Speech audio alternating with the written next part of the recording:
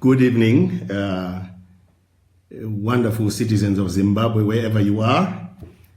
Tonight, we are going to be talking about various issues trending as we get to the 2018 election. But before we begin in earnest, we'd like to make sure that you are hearing me loud and clear. So if you could signal if you are hearing me, if the sound is actually coming out loud and clear. Yeah, it looks like everyone is hearing. All right. So let me start again. Good evening, wonderful people of Zimbabwe. As you know, we are at a very historic moment in the history of our nation. And we're getting closer and closer to a very, very important election in 2018. And we thought it would be good for us to engage on this platform and for me to share some of my ideas. I have about 7 things that I want to go through today. And as I'm going through these things, I'll also be responding to some of your questions. But let me start, first of all, by just going through some of the points that I wanted to discuss with you. Again, as I said, this is an incredibly important moment in the history of our nation. And I've said in other platforms that in some ways, the consequences of what is going to happen in 2018 are much more important than 1980, really. Because for the first time in the history of our country, we want to accomplish the convergence of independence and freedom. We want to accomplish the convergence of those two things. And in order for us to build a great nation, those two things have to converge. As you remember, in the euphoria of independence in 1980, there are kind of some things that we overlooked. We were very happy that we were getting our independence from colonial rule. And, we gave our leaders as much room to do what they wanted as we felt they should. And we actually felt that because they were our leaders, they were coming from the liberation movement and so on, they would automatically do the right thing. So some of the things that we were supposed to actually make sure did not happen in this country by having adequate checks and balances, we didn't do it. And it came back to bite us. And 37 years after independence, we now understand that there is a difference between independence and freedom. I would like to say that we must always remember that those who went out to the war, and that includes my uncle who went to the war in 1963, well ahead of the time when it became trendy for people to cross and go to Mozambique or go to Zambia through Botswana. In fact, well ahead of the time that even President Mugabe went to join the war, which he only did in 1974. Those people who started this thing were fighting for freedom. That is what they were fighting for. They were fighting for freedom. And to them, that's why they were called freedom fighters. They were not called independence fighters. They were called freedom fighters. But you and I know that that did not happen in 1980, from 1980 to 2017. We had a truncated kind of freedom, although we rightfully, obviously, celebrated our independence every 18th of April. So one of the important things is that we need to really start correcting the historic narrative, because all this time what has happened is that ZANU-PF has owned the narrative. They have said to us who our heroes are, and in fact they have determined who we even celebrate as our heroes, who is buried at Heroes Acre, for instance, and who is not worthy to be buried at Heroes Acre.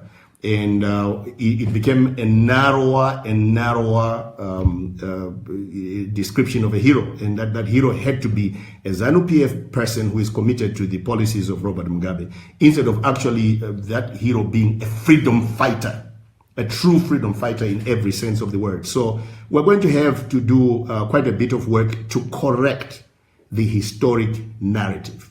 That's really critical. Future generations need to know the right history of this country, who were the true freedom fighters.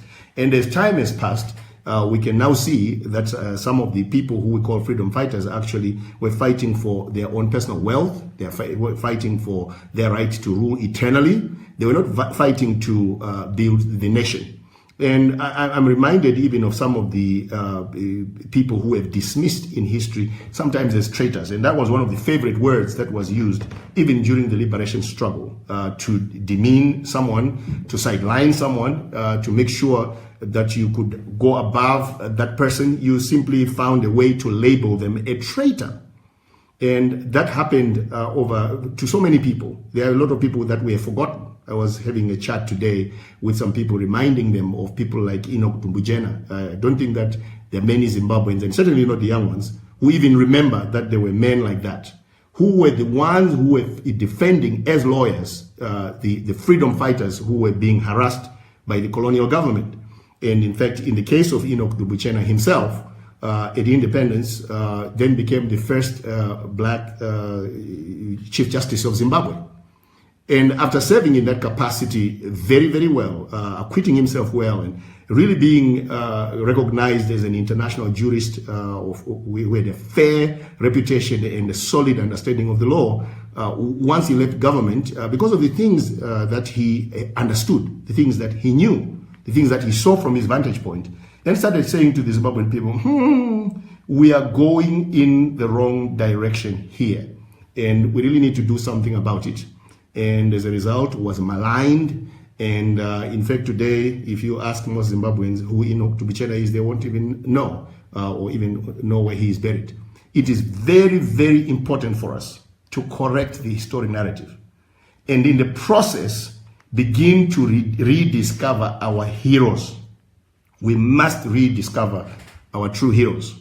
And here I'm not necessarily advocating a backward-looking approach where we are then just immobilized and everything just becomes about rediscovering who our heroes are.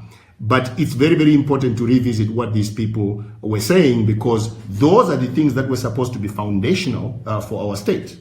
Instead, what we ended up with, people coming out of the liberation struggle, leading our country, who were so anxious to please those people who may have supported them during the liberation struggle, but really for their own selfish purposes as well. So we must rediscover our heroes. It's important. It's important for the future of our country to do so. The second thing that must happen is that we must mint new heroes. We must mint new heroes. In other words, we must give Zimbabweans, every Zimbabwean, the opportunity to excel as nation builders, to bring their ideas forth. In the process of doing that, we must also be careful not to just think that new heroes it can happen without them being informed about matters of past history. So these two sides need to marry, the rediscovering of our heroes and the minting of our new heroes. These things need to come together so that we can have informed new leaders who understand the history of our country. You can't throw away the history of our country. You can't be dismissive of some of the pain, for instance, that people went through as a result of colonialism. It's important to remember that, yes, indeed, there was a Land Apportionment Act. There was indeed a Land Tenure Act that dispossessed people of their land. And it's important to really tell that story right. And when I say tell that story right, it's also important for us to tell that story right, even remembering that there are people who have an entrenched interest in dismissing even the ability of Africans to farm. The tragedy of this country was also because they were dispossessed. The reason why they did not produce as much as the commercial farmers is because they were put on sandy soils. They were put on the least arable land and so on, and that's a fact. So as we meet new heroes, as we rediscover our old heroes, it's important that we tell the story of Zimbabwe in the right way. It's really, really important, because that will also inform how we create a social contract based on truth. That's the only kind of social contract that can carry us forward. So yeah, correcting the historic narrative, rediscovering our heroes, minting new heroes. And some of those new heroes include some of the young people that we have seen lately who are actually saying, I'm going to run for election. I'm going to run as a councillor. I'm going to run as an MP. I'm going to do those things that have traditionally been the preserve of ZANU-PF. I'm going to do things even that normally you couldn't do without a party structure. Because unfortunately in our country, we have assumed that the only leaders who should actually serve in public office are those that come through some kind of political party structure, and that some of these political party structures are the best ones to actually vet and select the right kind of leadership. That couldn't be further from the truth. We have had dysfunctional government, central government. We have had a dysfunctional local governments. And most of those leaders have come through the culture and structures of political parties which are there. So I am very, very excited, actually, to see some young people saying, you know what, I am going to run, whether I'm going to do that on a platform which has been newly established, or I'm going to do that as an independent. That is wonderful, wonderful news for the nation of Zimbabwe. So we must allow those new heroes to be minted. And in fact, what is interesting about it is that we look at these people who are running and we say they're young people and we say they're youths. That is because in our country, there's something that has happened which is really tragic. A person who is 35 years old is called a youth. A person who is 40 is called a youth. I was engaging with some young people the other day and I said, look, by the time I was 26, I was married. And by the time I was 33, I had 2 children. And I was a family man. And that was the peak of my productive potential. And what I needed at that time was not a youth program. And we'll get into that in a little bit.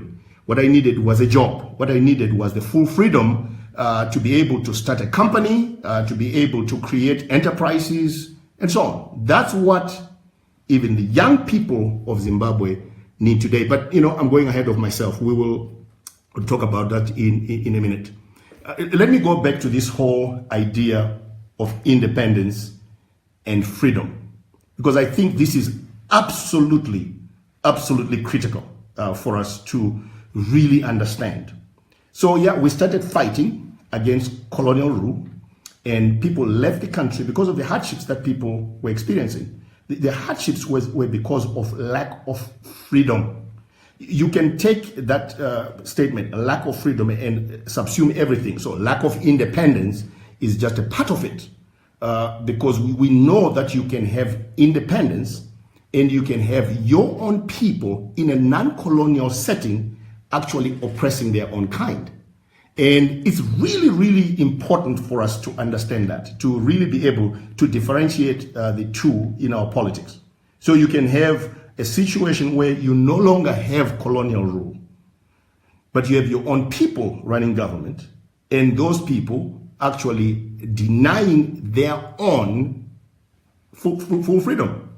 And then you can have some things which look like freedom. I want to address, for instance, some of the things that the ruling party has done over the years. The creation of the Women's League. And you would think that is really giving women the freedom that they deserve. Giving the women the platform to actually say certain things loudly, to castigate the opposition. Giving women the platform to say certain things loudly, to castigate the next generation, which yearns for something different. Setting up women against their own children. And in the meantime, after they go to the airport to meet the traveling president and Vachitamba Kongonya and all of that, they go back to the same situations in their home where there is no running water, where there is no electricity, where their children do not have jobs, where they really can't make ends meet. So there are some things which look like freedom. They look like we are affirming women, when in fact it really isn't. So we got our independence, and we got these pretend programs that claim to actually be showing, empowering women so that they're truly free, when in fact they're not. And then go to the youth with the very same things. Since independence, we have had various youth programs created by ZANU-PF for their own reasons. And lately, just before the happenings in November, we know that ZANU-PF went around and there were all these youth interface rallies, which were supposed to be a time for exchanging ideas with the youth and empowering the youth and showing that the youth are really free and they're going to benefit primarily from indigenization and all of that. And many of these things were just promises.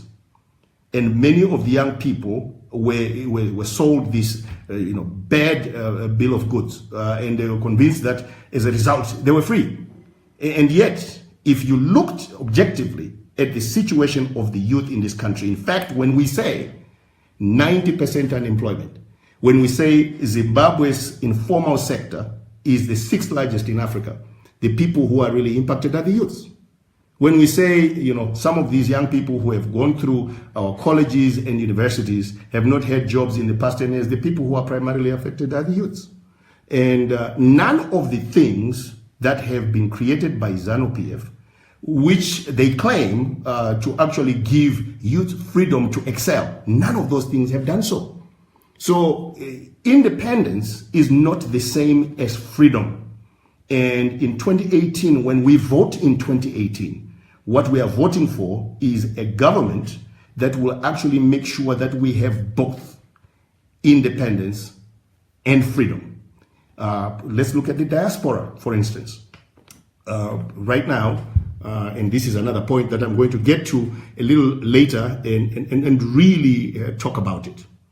When you have as many of your people outside the country, having fled, some of them, the economic hardships in the country, when you have people who have been forced out, and these are your citizens, and they're the same ones who for the past 10, 15 years have been really keeping even this economy going. And sometimes people wonder and say, why is it that Zimbabwe hasn't completely fallen apart? It's because there is a group of people that has actually been keeping this economy going with their remittances of $1 billion each year of remittances coming into Zimbabwe because of the diaspora. And the gratitude they get from this government. In the process, obviously, they did not do that to prop up the government. They did that to support their families. But, as a result, the government, which was, had a false sense of comfort and actually congratulated itself that, they're keeping things going, when in fact it's the citizens of this country. It's the people in the diaspora. It's the hardworking citizens on the ground which have actually kept this country going. Now, why should that constituency, huge constituency, who have done so much for this country, why should that constituency not be allowed to vote? Why is it that that constituency is denied the ability to determine the direction of this country and to fully participate in building it? And those are some of the things that we have to be very, very careful of. And while I'm at this point, and I'm sorry I'm going to take some time talking about independence and freedom, I've got to call out some people, some sections of our society who are so eager for us to settle for something which is less than our full freedom. And there are many of them. And some of these people include people who are in the business community. Some of these people are so anxious for things to stabilize. They're not anxious for us to have our full freedom. No. They're anxious for things to stabilize so that they can, go back to doing business. They can get the contracts that they want. And some of them are very, very eager to impress the people who are now in power and say to those people, we in the business community support the new dispensation. The question that we must ask is that our interests, the interests of the ordinary Zimbabwean, the interest of the person who is in Checheche, the interest of the person who is in Lupani, are those interests aligned with the interest of the business person who every day is trying to convince us that, it's done now, and everybody must just be happy with what is right now, and we must vote for this very same people who were part of a government that denied us our freedom for such a long time. And, I'm sorry to say, we have a lot of people in the business community whose interests are not aligned with the ordinary person in Zimbabwe. And if we are not careful, these people who are business people will then make us settle for less than our freedom for their own purposes. And it's really, really important that we call them out. Another group of people that we must call out is the members of the international community who want this thing to be quickly over so that they can go back they can actually now compete again for space with the Chinese. I said to some friends recently, I don't blame, when we look at members of the international community, none of them are going to be our saviors. The only people who can actually bring about the change that we need are Zimbabweans. Everybody else who is a non-Zimbabwean will work in their own self-interest. Now, you know what? And we've got to get that through to our hearts and our heads. And that has to determine how we actually interact with the international community. We know that there are countries who also want what the Chinese have in this country. And what the Chinese have had in this country through ZANU-PF has been an advantage over others. And when they come in, and never think that any of the so-called friends that we have will simply do things that will benefit us unless we ourselves have a very, very strong sense of what we have. And we leverage that in our negotiations with everybody, Chinese, American, British, French. It really doesn't matter who they are. We as Zimbabweans must also understand that we have something that they want. And the reason why we must give our government a huge mandate as a people is so that a government can go into interactions with other nations with that confidence. We know they want something from us. They do want our resources.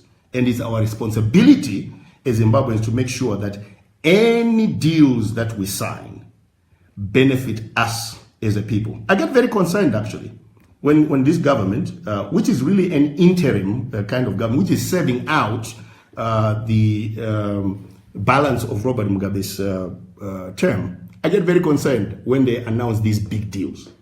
These are not deals that are actually processed in a transparent way. These are deals that we are going to be settled with as a people after the 2018 elections. And we're going to have to honor the terms of some of those deals which we don't know. I mean, we don't know how they arrived at those deals. And it's really, really critical going forward that we understand that as long as we are not really, really conscious of some of these things, we're going to have less of our freedom, all of our independence, less of our freedom, because of not understanding how these things work. So independence and freedom, that is the responsibility that we have in 2018 to make sure that there is a true convergence of those two. Now, let me go on to the next subject, and I'll leave the questions to the end, and I will respond to the questions that are being posed. And so let's now go to the youths.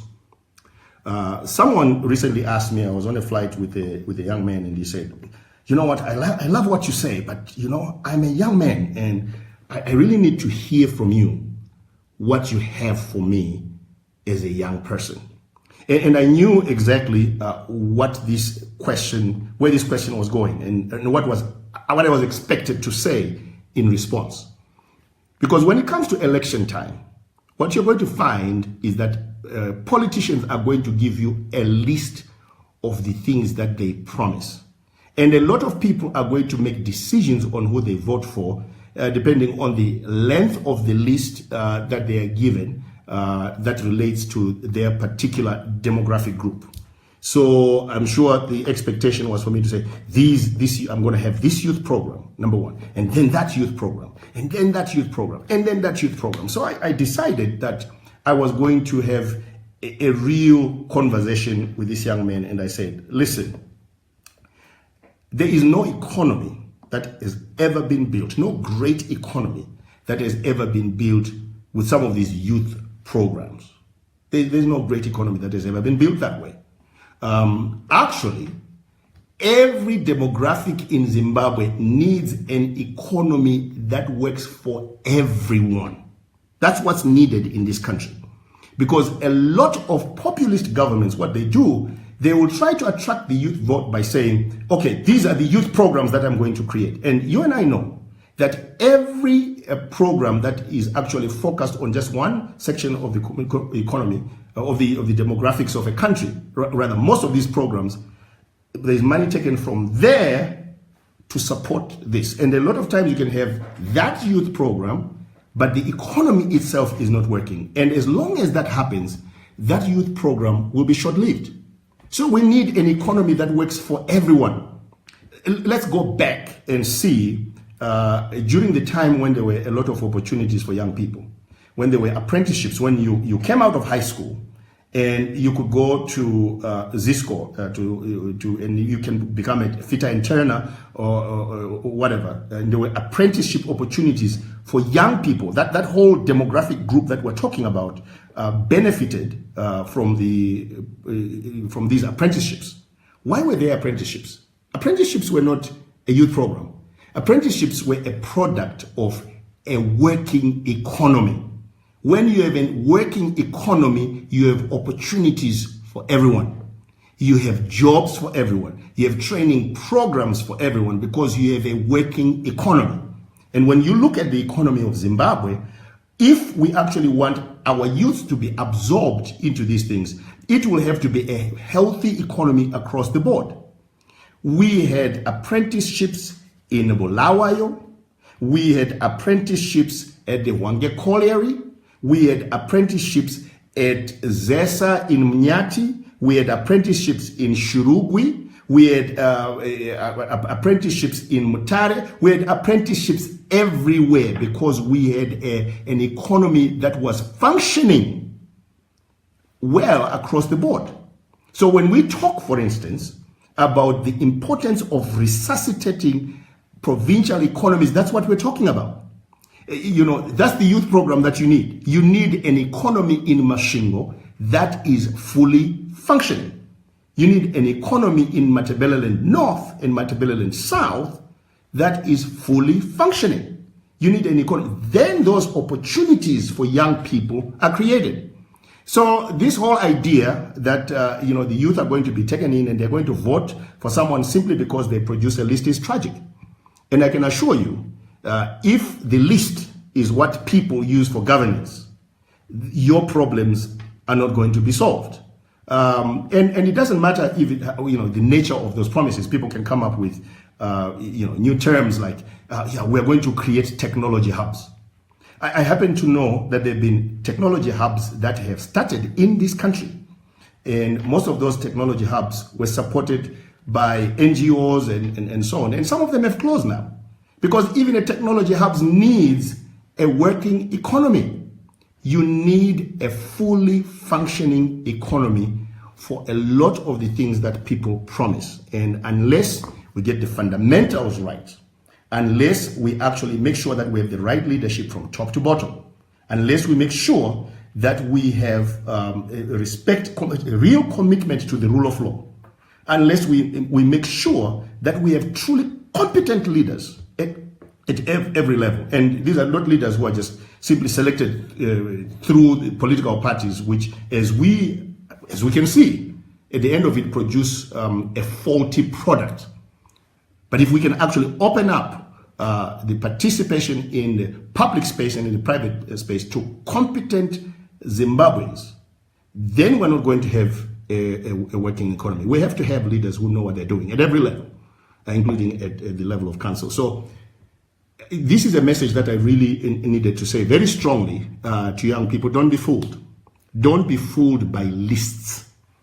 Listen, open your ears, open your eyes, and really at election time, figure out which political party, which leader is really telling you the truth in the first place, because we need that. It is really the truth which shall set us free. Which leader is really telling you the truth, and which leader is really committed to really creating a functioning economy in every part of this country, because that is the youth program that you need. That is really the youth program that you need. If you do that and you put the right people into office, you're also going to, you're going to be rewarded. While we are at that, let's also talk about something that is not always talked about in terms of creating the new economy. People will promise you that we'll get into power and we'll create so many jobs. And the way that we're going to do it is by attracting foreign companies to come in here and invest. And they're going, as a result, we're going to have 2 million jobs. Well, you know what? Let me say this. We are coming into this as a country at a time when there is so much that has changed in terms of how things are done. The technology, even in the extractive industries, has really, really changed. And in order for things to be cost effective, what you're finding is that more and more companies and organizations are actually utilizing technology. So I was watching the other day a program which showed us a mine in Western Australia, in Perth, a mine run by Rio Tinto, where most of the things that they do at that mine have actually been automated, including the huge trucks that they use to carry ore, once it has been extracted. And then the rigs themselves that they use for the actual mining operation have also been automated. Why is Rio Tinto doing this? It's more cost effective for them, and they can actually mine 24 hours without violating labor laws. They can do more with less people. And even though this mine claimed that they've maintained the employment levels at a certain level, you and I know, that with more technology, you're going to create less jobs and have higher productivity. So what does that mean for us as Zimbabweans?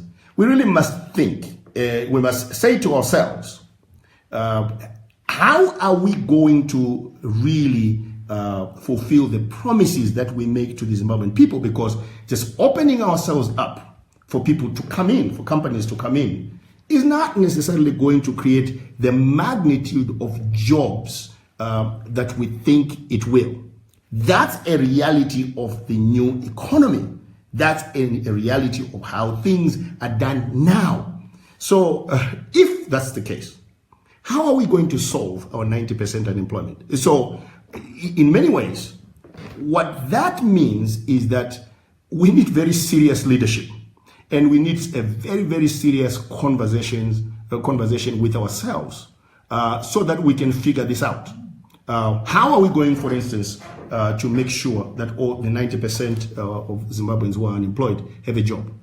Well, that might actually require for us to figure out, actually, how do we empower the informal sector and formalize it so that the jobs that Zimbabweans create for themselves become the jobs that they have. How do we do that?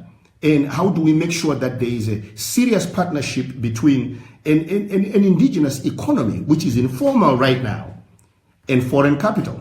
Those are not easy answers. Those are questions that must be answered by people who are very thoughtful, people who really consider some of these issues very, very seriously. And those are the kinds of leaders that we need going forward. And young people, you must insist on those kinds of leaders being elected. You must elect those kinds of leaders. Now, let me quickly move on to another point so that we can have ample time to interact with some of your questions. We must have dreamers, obviously. We must have people with vision. Some of those things, you have heard me say that what I would like to see happening in our country is us creating an economy and a nation which is great not just by the standards of Africa, but by the standards of the world. And what I would like us to be careful of, even in saying that, is that sometimes we think that we can pick some of the things that are very obvious in some of these economies, things that are good, and we can say, we're going to build that, we're going to build that. In fact, what we need to understand is that most of the things that we must build, obviously, and that our people deserve, even in terms of commuter services and all of that, most of those things happen because of the functioning economy. They're not the ones that drive the economy. They happen because there's a functioning economy, and the tempo of that economy then requires to be serviced by certain types of infrastructure. So if you have to move goods and services and people quickly because you have a high tempo economy, then you need a commuter system that actually services that. And apart from that, you have to be able to fund those things. So the starting point with everything is an economy that works for everybody. That's the big dream that we should have. We should have this big dream of an economy that is just on fire in Bulawayo, in Mutare, in everywhere, in the non-metropolitan provinces, where the economies that are working, because most of the things that we want to do, which we must, and which we must have actually, are things that are produced by that economy. And they're produced by that economy, again, to service the tempo of that economy. If you don't have a functioning economy and you do some of these infrastructure programs, that's where you end up with highways and bridges that go nowhere, or with white elephant projects that are started and, big projects. And you know what? International partners are willing to give you money for that, because you're always going to be on the hook to pay that debt off anyway, even if it doesn't work for you. So you start with focusing on your economy, and you make sure your economy works. And when you do that, you create a certain tempo, and that tempo, that speed of your economy needs to be serviced by certain infrastructure.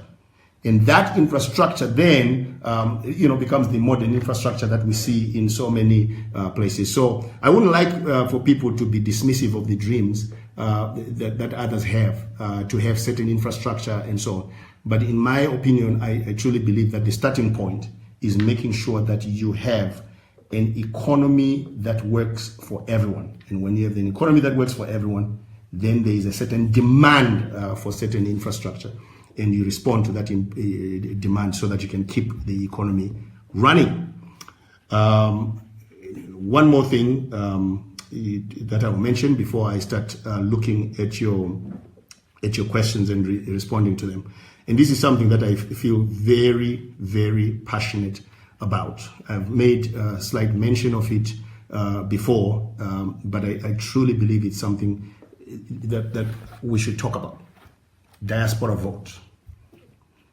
I've said this. I was in the UK recently, and I said this to some of our members. I said, I'm really discouraged and disappointed that some people in the diaspora have seemingly given up on their fight to have a vote.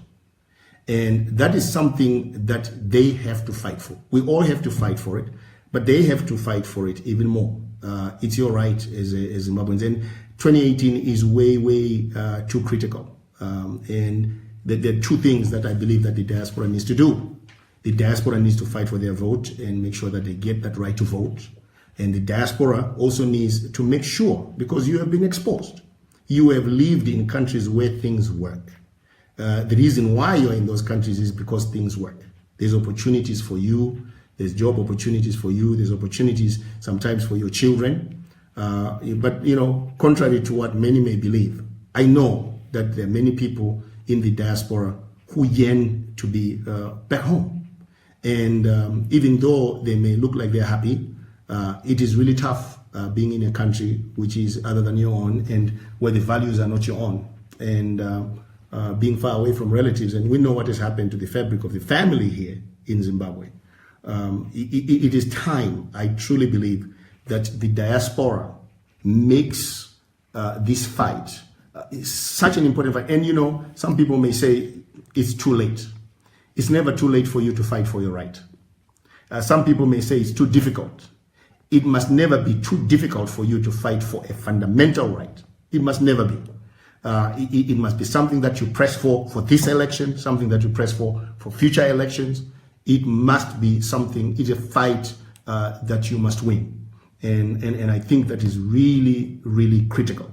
As I begin to address your questions, I really want to encourage everyone who is in the diaspora to remember that this is your fundamental right, it's a constitutional right, it's something that you should fight for and really make sure that you win, whether for this election or for future elections.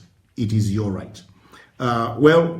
Ladies and gentlemen, again, it's very, very critical for us as Zimbabweans not to be used to fight the battles of other people.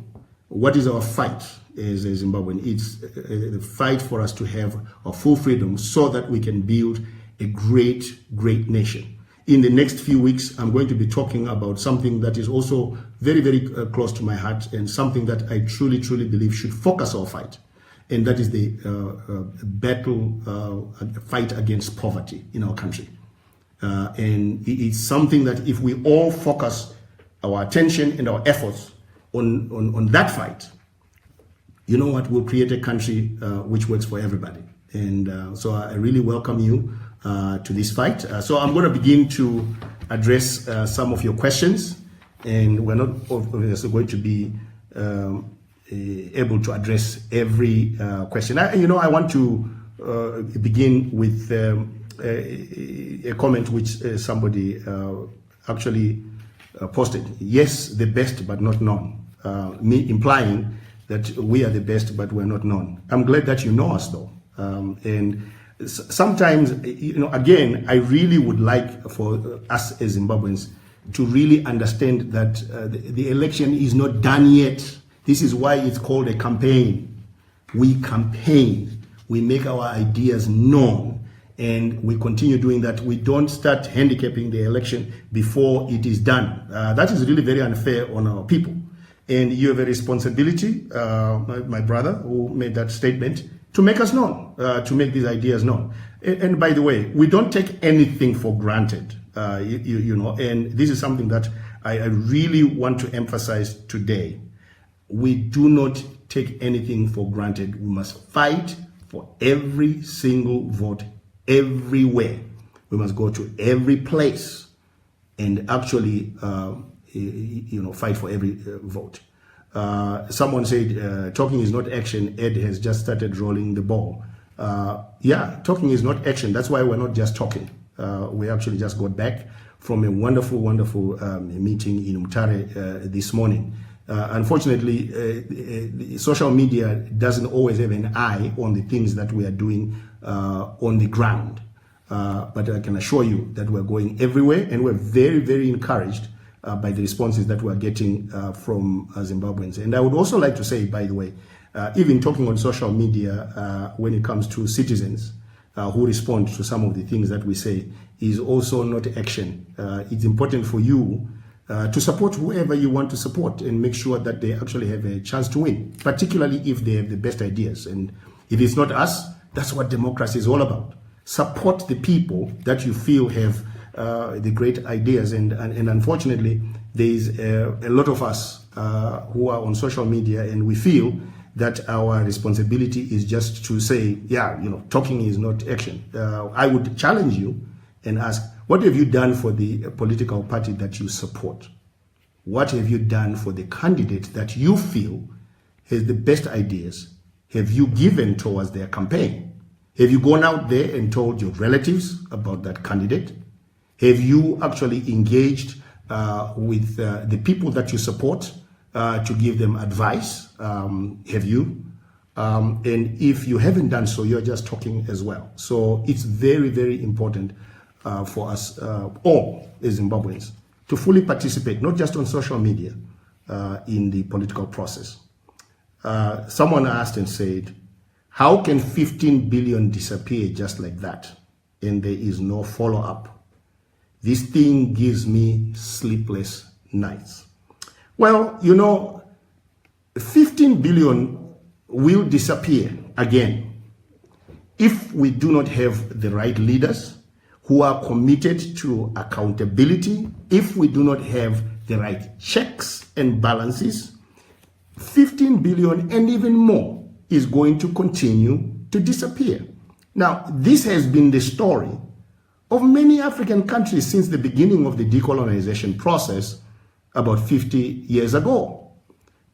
So new leaders have come to replace the ones that have plundered the future of our children. And they've done exactly the same thing. Because in the euphoria of bringing about change, there are certain things that we don't insist on. We don't insist on checks and balances we don't insist on making sure that we have the right leaders who are committed to accountability, and leaders who, if something goes wrong under their watch, they will actually resign, because as far as they're concerned, they should be producing results on behalf of the Zimbabwean people. So if we don't do that, in fact, one of the things that you're going to find is that in some countries, you will have someone winning the presidency, but not necessarily having a parliamentary majority. And as a result, what they have to do is to persuade parliament. They have to actually go there and persuade people that theirs are the right programs. And in some ways, you actually wish we could actually have such a system where, one can win the presidency, and even if they do not have a parliamentary majority, actually that becomes a check on their power. They don't feel like they have untrammeled powers. They can just do what they want. And that's the problem in Africa. So yeah, 15 billion will disappear if we do not have the right leaders, and if we don't have a system that even penalizes them. You remember what happened when Minister Obed Mpofu appeared before the Parliamentary Portfolio Committee and he refused to answer questions. Well, what were the consequences for that? None. We haven't seen any so far. And if you and I were to be honest, we heard about the fight against corruption, that this government was going to really fight against corruption and all of that. And I don't think that you and I have seen any people actually being brought to trial for corruption. At first there was these attacks on people who were thought to be aligned with Grace Mugabe. And so those were politically motivated as well. And that doesn't mean they didn't steal. But still, the moment that you taint the justice process by political motivation, there is a lot we lose as a result. So 15 billion will continue to disappear and more if we actually don't have the right leaders leading this country. And if we as Zimbabweans do not participate in the process of choosing the right leaders. Another question is, I'm appalled by the healthcare system. Which are lower than grounded here. Our healthcare system has been more than grounded. If leaders are not embarrassed for seeking healthcare abroad, I don't know what else does. No morals and ethics to treat others with dignity. Again, wonderful question. Everything boils down to the kind of leaders that you actually vote into office. If you vote into office, leaders who are not committed to the principle that what must happen to the least of our people really determines whether they continue in leadership. Then we're going to continue having this. So a leader must actually feel that the very same kind of health care that they deserve is the same kind of health care that a citizen of our country deserves. You have to have those kinds of leaders. They have to be committed to that.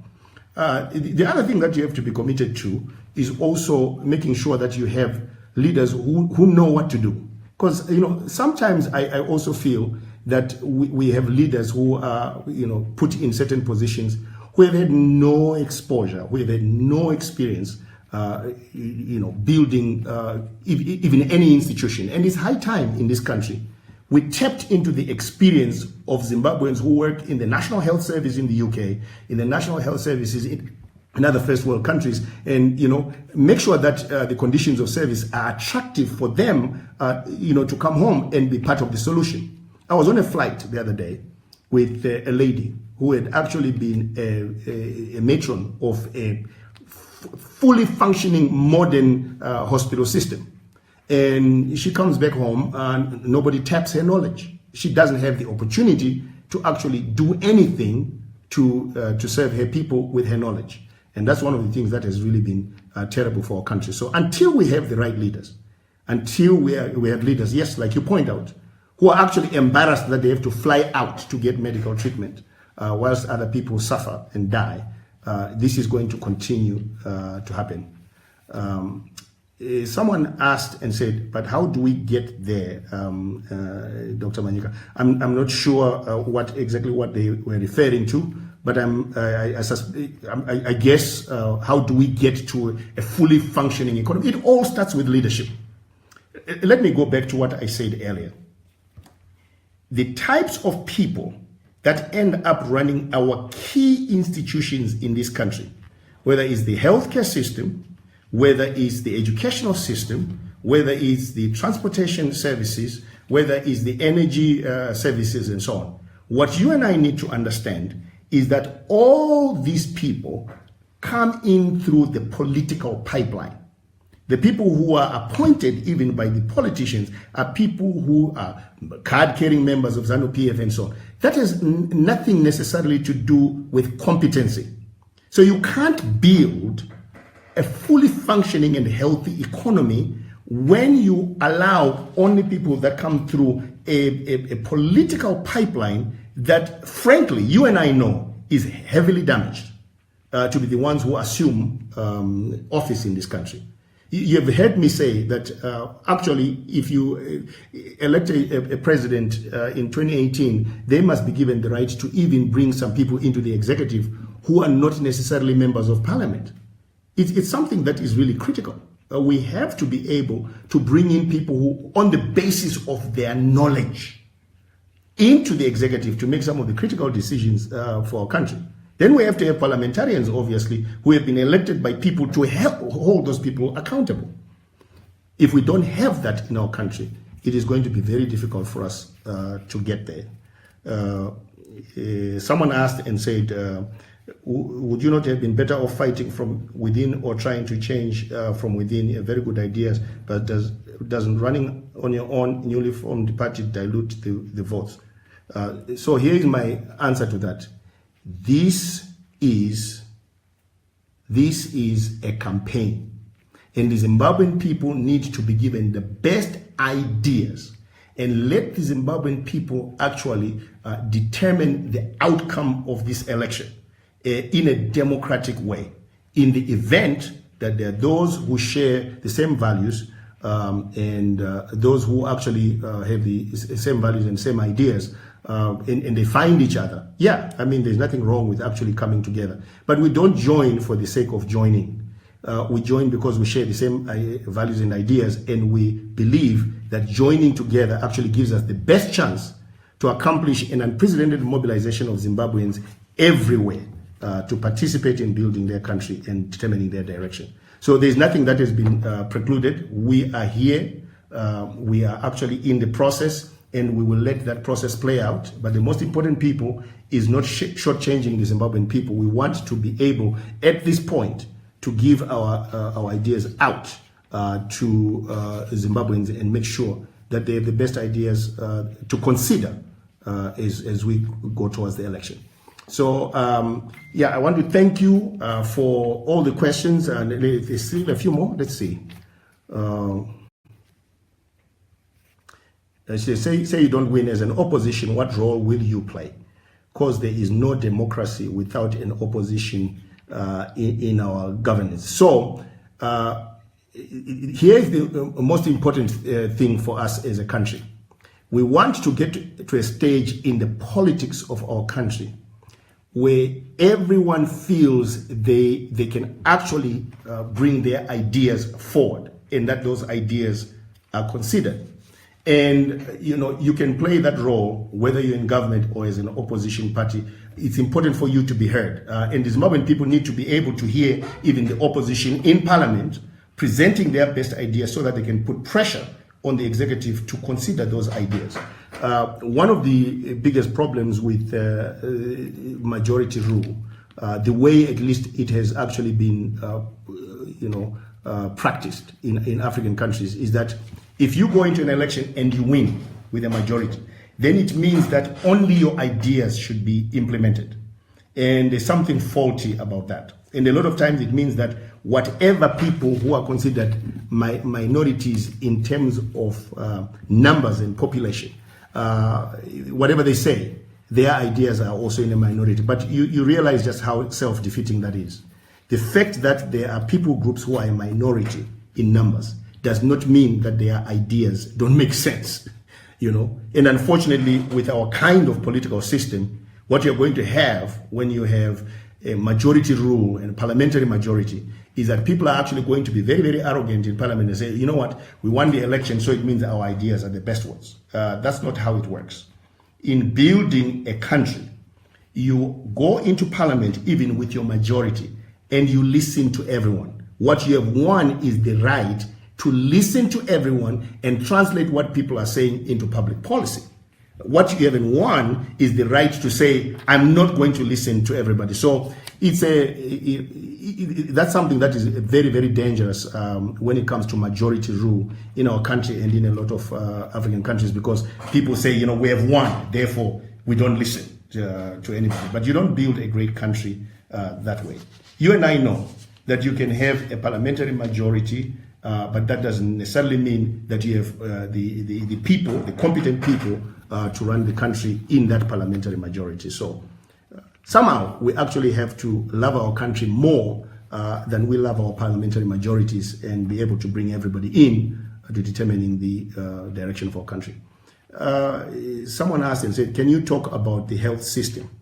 What is BZA's approach? You know, every part of our economy and every sector of our nation is ultimately impacted by two things. One, the quality of leaders that you have, and two, the nature of our economy.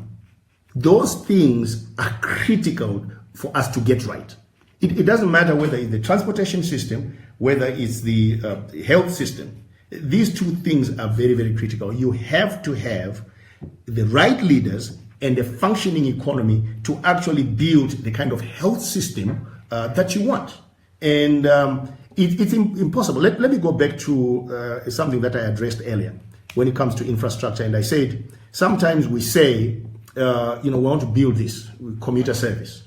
And I said earlier, the only way that you actually build some of these modern commuter services is if you actually have a functioning economy, because you have to resource that. You have to have the resources for it. And if you don't have the resources for it, you can't. So the idea that we can have a good health service without the right leaders and without a healthy economy, is just a dream. We have to have the right leaders and a functioning economy to be able to do this. Look, our people deserve. I was having a conversation with someone and we're talking about a universal health care for Zimbabweans. And, there are programs that are out there that are done by other countries, like the National Health Service in UK. And sometimes you hear about it almost being bankrupt and so on. And because it is really affected by the performance of the British economy and so on. And it's very easy for us to be dismissive of the National Health Service and say, hey, you know what, it doesn't work because of that.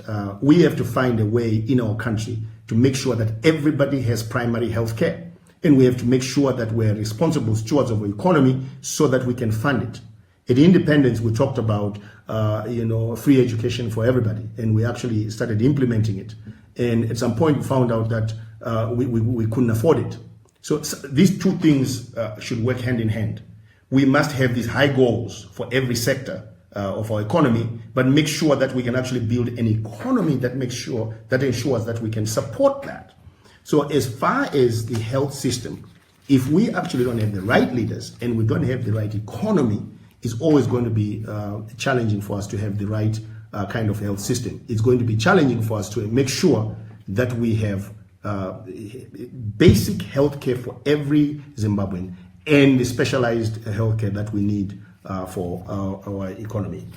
Another question was, the deals being struck right now by AED are contractual. How will you manage a country with contracts you did not negotiate? Which deals are problematic to you? Yes, so, I talked about this before. This is, and I say that I'm very uncomfortable with a lot of the deals that are being announced right now. And Zimbabweans then celebrate and they say, oh yeah, truly we are open for business. We must always ask ourselves, what does that mean? What does being open for business mean? Who is really negotiating those deals? What competencies do they have to negotiate those deals? Sometimes governments can be so desperate. Like right now, in this period, this government is so desperate to be seen by the electorate to have done something, to have brought in money. And so we've had the announcements. so many billions of dollars of deals have been negotiated and so on. It's the same kind of headlines that we've read in the Herald for the past 37 years. There's nothing new about that. The thing that should worry us is what kind of deals are being negotiated and what are we going to settle the next government and future generations with. So, to answer your question, how do you deal with this? These are things that you'll have to deal with negotiation, and it's not going to be easy. And this is the reason why you need the kind of leadership that will tell you the truth and that will warn you even right now. You know what? Don't be so enthusiastic for these guys who are there, who are negotiating deals which are not transparent. We don't know what they are agreeing to. We have a long history of this country of mortgaging our resources to people who are our friends at that time. And then when we realize that this is going to cause us political problems, we then make these statements that, they are the ones who are externalizing and so on, but there are no consequences for it, even. So, yeah, it will have to be dealt with, through negotiation. And this is why you need a serious government. You need people who are going to go into that negotiation with anyone and not blink and really stand their ground and really negotiate to the advantage of the Zimbabwean people. You need competent people. You don't just need people who, are exciting. You need people who know what they're talking about. You need people who are very familiar with international law. You need people who can exploit even some of the loopholes in international law to get some out of some of these contracts because they were not negotiated in good faith. If you don't have that, then you're always going to be settled with these bad deals, and it's not going to be good for our people. As far as elections are concerned, what is your plan to win them? Here's how we plan to win them. We plan to win them by contesting for every vote, going everywhere, and doing the grunt work that is necessary. And sometimes we, as the Build Zimbabwe Alliance, we don't get much credit for that because that's not open on social media. When you go into a village and you're talking to people one-on-one, which is really what is needed. Every election is won, through retail politics, on the ground, pedestrian politics. And I can assure you that our team is very, very committed to doing that. And certainly between now and the election, we're going to ratchet things up.